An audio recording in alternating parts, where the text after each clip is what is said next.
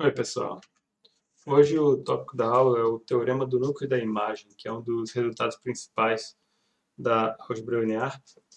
E ele é daquele tipo de resultado que permite que nós calculemos a dimensão de um espaço vetorial sem precisar necessariamente achar uma base explícita para ele, só sabendo a dimensão de outros espaços vetoriais que estejam relacionados com ele de alguma forma. E o enunciado dele é o seguinte: que se T é uma transformação linear entre dois espaços vetoriais V e W, então o posto de T mais a nulidade de T é igual à dimensão de V. E só para lembrar o que é o posto, ou rank, como eu escrevi aqui. O rank é a dimensão da imagem e a nulidade é a dimensão do kernel, a dimensão do núcleo da transformação, certo? Então, posto mais nulidade dão a dimensão do domínio da transformação linear. Como que se pode pensar nisso de um jeito meio ingênuo, talvez? Se a imagem é vista como o que é criado pela transformação T, e o kernel é visto como o que é cancelado, destruído pela transformação T, então os elementos que são criados junto com os elementos que são destruídos, eles formam o domínio inteiro. Ok? Esse é um jeito um pouco ingênuo de pensar, mas talvez ajude a lembrar o que o teorema diz. Então a gente tem que mostrar isso aqui. Vamos à prova, né? A gente tem que mostrar essa igualdade. Tá? Como é uma igualdade em dimensões, tem que usar a definição de dimensão. O que é dimensão? É o número de elementos de base. Aqui eu tenho 3 espaços relacionados pela transformação T. O domínio, a imagem e o núcleo. Então a ideia é realmente construir bases para 2 dos espaços e tentar trabalhar com elas para construir uma base para o terceiro e comparar como essas bases se relacionam, certo? Então esse teorema ele é válido em dimensão infinita também, mas o caso de maior interesse para a gente é dimensão finita, como sempre. Então, os argumentos são essencialmente os mesmos, mas eu vou assumir tudo dimensão finita, certo? Tá. Então, se eu quiser explicitar o que é a dimensão do kernel, por exemplo, vou olhar primeiro por esse espaço. O que é a dimensão do kernel? É o número de elementos de uma base qualquer. Então, pega uma base que existe, como a gente já sabe, todo espaço vetorial tem base. Pega uma base para o kernel, é algo que realiza a dimensão dele. Tá. Então, o kernel ele é um subespaço do domínio. Vamos ver o que falta.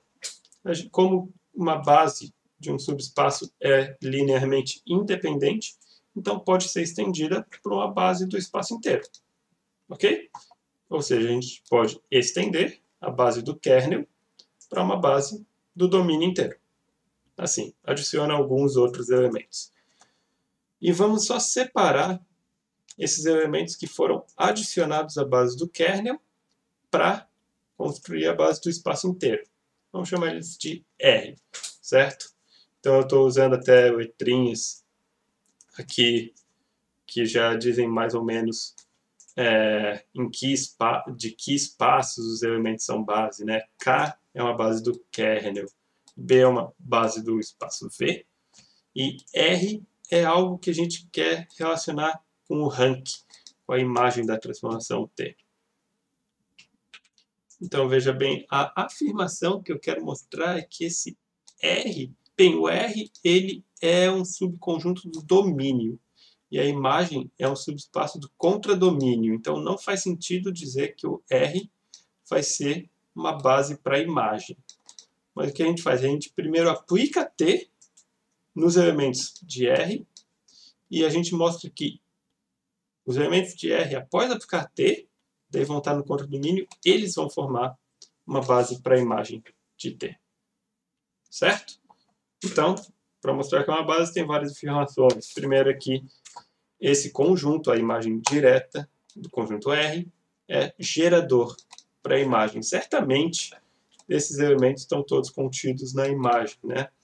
O problema realmente é mostrar que esses elementos geram a imagem inteira. Então, vamos lá. Aqui é só para relembrar o que são os conjuntos e elementos que a gente tem, certo? E a afirmação que a gente quer provar. Tem que mostrar que todo elemento da imagem é uma combinação linear desses T's de R'zinhos.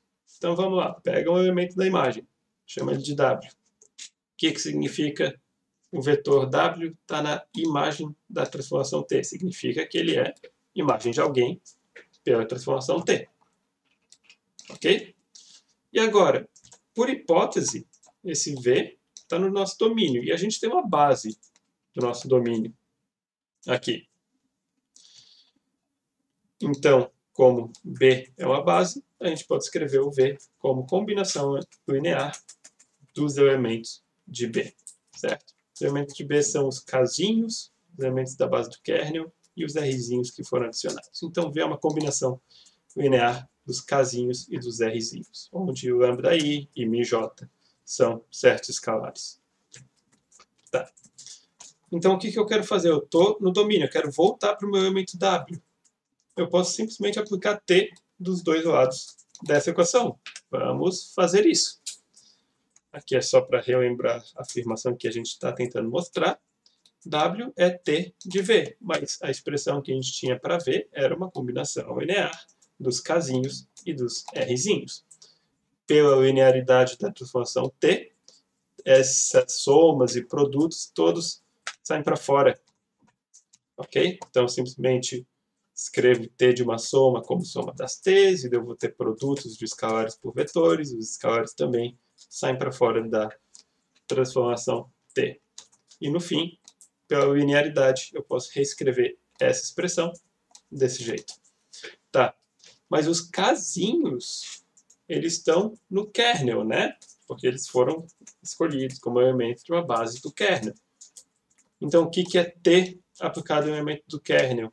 Por definição, o kernel são os elementos, consiste dos elementos cancelados pela T. Então, T de todos os casinhos é igual a zero. Aqui eu só tenho combinação do vetor nulo de W com ele mesmo, multiplicado por escalares, está tudo zero, certo? Ou seja, isso aqui é o vetor nulo do contradomínio do W. Sobra só isso aqui. Mas o que é isso? É uma combinação linear dos T's dos Rzinhos. Então, está no espaço gerado pelos T's de Rzinhos, que é exatamente o espaço gerado pela imagem direta do nosso conjunto R caligráfico. Ok? Então, acabou, né? A gente mostrou que todo W que está na imagem da T é uma combinação linear desses elementos aqui. Ou seja, esses elementos, de fato, são geradores para a imagem de T. Então, a gente tem um conjunto gerador. Falta mostrar que ele é linearmente independente para ser uma base. Vamos fazer isso. É um cálculo até relativamente similar. Então, supõe que α1 até αm são escalares, tais que a combinação linear dos elementos geradores, aqui com esses coeficientes α1 até αm, fazem o vetor nulo. A gente tem que mostrar que todos os escalares são iguais a zero. Essa é a definição do que é uma família de vetores ser linearmente independente. Então, a gente tem essa equação, mas a transformação T é linear. Então, T de uma soma, soma de T, é tudo a mesma coisa. Somas passam para dentro ou passam para fora. Mesma coisa com múltiplos por escalares, certo? Então, essa combinação linear dos T's de RJ é T dessa combinação linear dos RJs.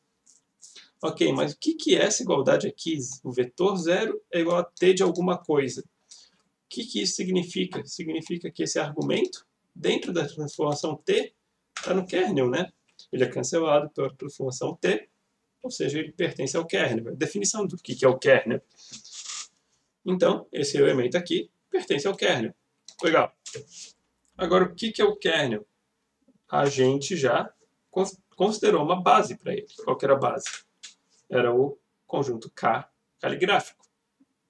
Então, o que significa? Eu tenho um elemento no kernel, portanto, ele pode ser escrito como uma combinação linear dos elementos da base, certo? Esse aqui é o nosso elemento. E, portanto, existem escalares B1 até Bn, tais que esse nosso elemento aqui é uma combinação linear dos elementos da base com esses coeficientes B1 até Bn. Agora, olha só, eu tenho o que eu tenho aqui? Eu tenho duas combinações lineares iguais, mas uma é uma combinação linear com os elementos Rzinhos e a outra é com os elementos Kzinhos. Vamos passar tudo para o mesmo lado, porque isso mostra que eu tenho uma combinação linear dos elementos da nossa base de V, certo? Que é o vetor nulo, mas isso aqui é uma base, portanto é linearmente independente, e todos os números multiplicando cada um dos elementos da base tem que ser zero nessa combinação linear nula, certo? Ou seja, os BIs e os alfajotas são todos iguais a zero. Então, o que a gente fez? A gente começou com uma combinação linear, que era nula, e podemos concluir que todos os coeficientes dessa combinação linear são nulos. Isso significa que os vetores T de R1 até T de Rm são, de fato, linearmente independentes. Ou seja, esse conjunto aqui, ele é gerador. E ele também é linearmente independente. Por definição, ele é uma base do espaço que ele gera, uma base da imagem de T. Essa base aqui ela tem M elementos, é a mesma quantidade dos Rzinhos, né?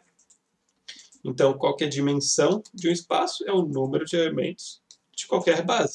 Nesse caso, M. Agora, a gente tem uma base para o kernel, uma base para V e uma base para a imagem. E a gente sabe contar quantos elementos cada um deles tem.